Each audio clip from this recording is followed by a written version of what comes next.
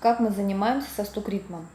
Первое, самое важное, нужно правильно стучать мелодию. Мелодия будет следующей. Раз, раз, два, три. Раз, два, три, четыре. Раз, раз, два, три. Раз, два, три, четыре. Раз, раз, два, три. Раз, два, три, четыре. Второе. Вы берете книгу и пытаетесь глазами вести по книге, одновременно выстукивая. Сейчас первое и самое главное задание. Вам нужно научиться стучать без изменения музыкального рисунка и стучать правильно.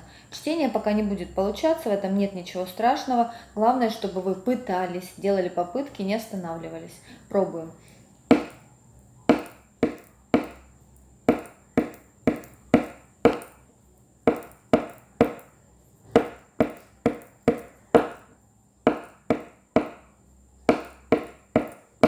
Читаем таким образом. Если сложно запомнить мелодию, я всегда слушателям говорю о том, что можно разбить стол на это количество стуков. Например, раз, раз, два, три, раз, два, три, четыре, раз, раз, два, три, раз, два, три, четыре. Продолжайте работать, я уверена, у вас все получится. Хорошей недели.